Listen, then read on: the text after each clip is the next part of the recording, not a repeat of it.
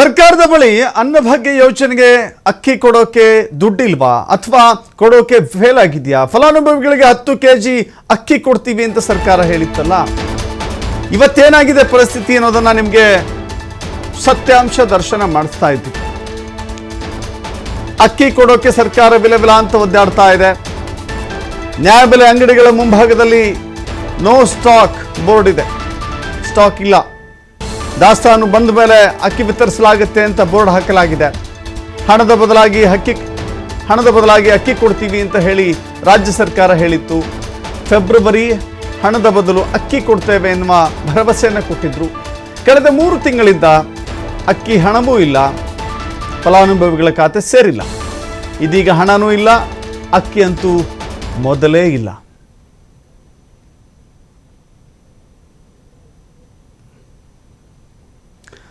ಅಕ್ಕಿ ಖಾಲಿಯಾಗಿದೆ.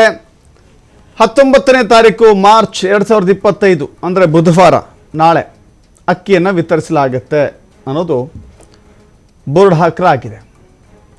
ಸೊ ಅನ್ನಭಾಗ್ಯದ ಅಕ್ಕಿ ಕೊಡಲಿಕ್ಕೆ ಆಗ್ತಾ ಇಲ್ಲ ಅಂತ ಹೇಳಿ ಇದರ ಮೂಲಕ ಅರ್ಥೈಸಿಕೊಳ್ಬೇಕಾಗತ್ತೆ. ರಾಜ್ಯ ಸರ್ಕಾರ 5 ಗ್ಯಾರಂಟಿಗಳನ್ನು ಕೊಟ್ಟಿತ್ತಲ್ಲ, ಅದರಲ್ಲಿ ಪ್ರಮುಖವಾದ ಗ್ಯಾರಂಟಿನೇ ಅನ್ನಭಾಗ್ಯ.